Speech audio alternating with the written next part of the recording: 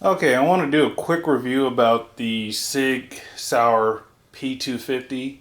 Just bought this, I don't know, probably about 3 months ago. Great gun. I've fired about 200 rounds through it. Probably, I don't know, probably more than that. Probably about 300 rounds, to be honest with you. Without any malfunction in regards to failure to feed, failure to fire, no issues at all. Couple things that I like about the gun, and there's actually only, to be honest, there's only one thing I don't like about the gun. Other than that, definitely a great concealed carry gun, home defense gun. Um, Definitely will recommend it. Let me go ahead and get down to the pros and cons of this gun and tell you what I like and what I don't like. Um, let's start with what I like. Great looking gun. It's lightweight. It's got the polymer finish, and it's kind of that composite, kind of Glock like finish and fit. It's lightweight. I think it's 30 ounces, a little over 30 ounces, so it's really lightweight. Um, the actual handle, the grip, very ergonomic. Grip is excellent. Actually, the grip is actually even better than the Glock 19 that I have. And I have a big hand. I'm 6'5", 280 pounds, so I have big hands, and the Glock is really, it feels good in my hand, but actually this feels better in my hand than the Glock. Now, would I compare this to the Glock? No. But other than that, as far as the way it feels in your hand, I can't complain at all. That's what I like about it. It's, even though this here is a compact, they even have a subcompact. And with this particular gun, which is awesome, is you can actually go ahead and get a caliber conversion kit where you can actually take the trigger out of here, put it in a different body, and they give you a new barrel, a new slide, and a magazine, and then you have a completely different caliber than what you purchased. This one here particular is a P250 9mm, but I can actually go to Sig 357 Sig. I can go to 45 ACP. I can go to almost any caliber out there, as far as the typical calibers that people buy, which is good. So you kind of get more guns. You actually get more guns. It's kind of like buying one gun and getting several others as a benefit. That's what I really like, and that's what actually drew me to purchase this particular gun. Is if I wanted to take the trigger out, put it in the body of a conversion kit, a 45 ACP, I could use that for home defense. I'd rather have larger calibers for home defense. Conceal and carry, I prefer to go with either 40 or 9mm. I think those are just fine. Let me get down to the main thing, because it's not going to be things. It's just going to be one thing that I really, or actually two things.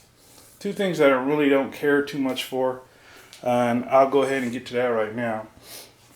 This particular model, I'm going to try to do this right here on camera, is safe. There's nothing in the chamber, nothing in the feed ramp. Go ahead and hit the slide release. I'll try to do this with two hands.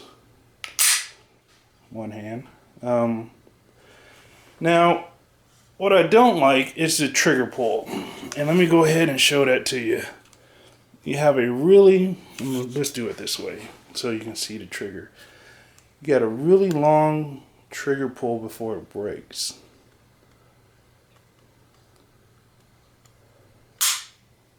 And then you have a really long reset.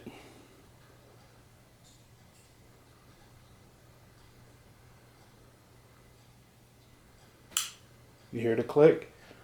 So if you're really trying to be accurate in your shot, you don't want to have a huge long trigger pull, because what's going to happen is the more you pull on that trigger, the more likely the muzzle's going to move up as well. So you want to have a short trigger pull and a short return, or a short break. So let's do that one more time.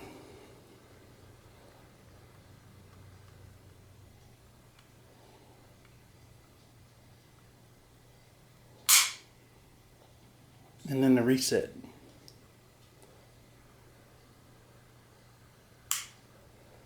Yeah, that's very un-Glock-like. But, you know, it's a Sig 250. Great gun. And I know I'm dry firing it, which is probably not a good thing. I don't have the magazine in it. But I just wanted to point that out.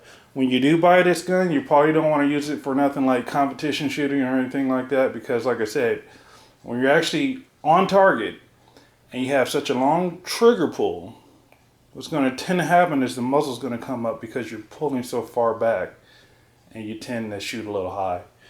The other thing I really don't care for are these sights. They're big.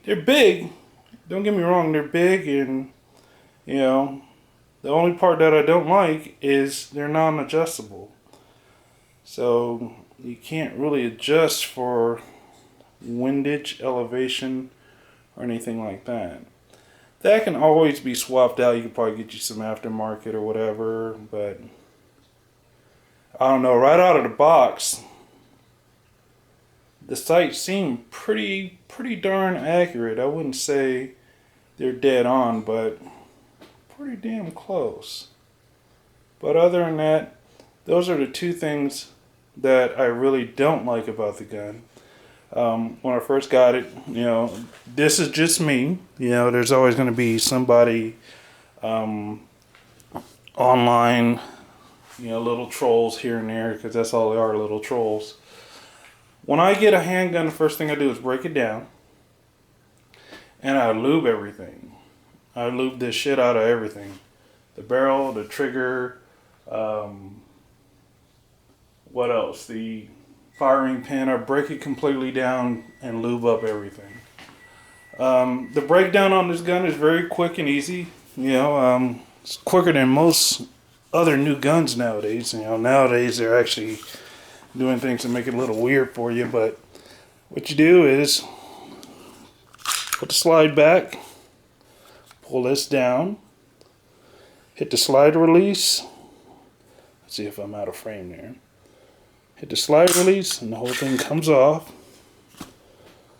and then you can go ahead and take out the spring, the barrel, and then that's just your basic tear down. And like I said, this here, try to stay in the frame, this trigger assembly comes out, and like I said, you can get a caliber exchange kit or caliber kit where you can actually get a new frame, you get a new slide, barrel, and magazine. So this comes out pretty easy. I'm not going to do it now because this video is running kind of long. But I'm going to go ahead and put it back together real quick.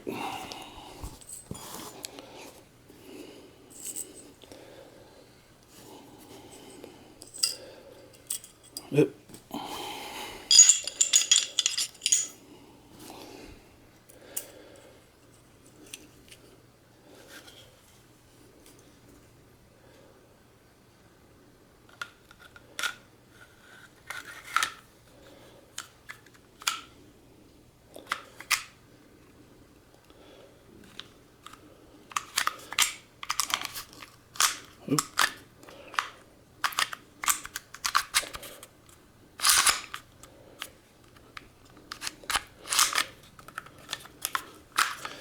That's kind of hard doing it that way.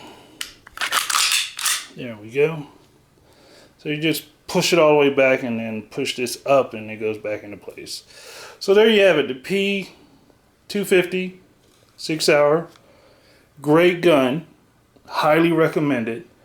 Even though this is probably the entry level of all the Sig Sauer guns that they have nowadays, and the early version, I know they had problems, and I think the early versions actually had the two-tone where the slide was, I don't know if it was stainless steel or nickel plated or whatever, I'm not totally sure, but since then, Sig Sauer actually corrected all the problems they had, and I think you just can't beat this because you can get more than one gun for the price of one gun. So highly recommended. Great gun, no issues with it. Only thing I didn't like was that long trigger pull. and long reset, and the sights are non-adjustable. One thing can be corrected by putting aftermarket sights on it, but the trigger, I'm not sure if Sig is gonna do anything about that, so I don't know. There you have it. If you have any questions, hit me up on YouTube.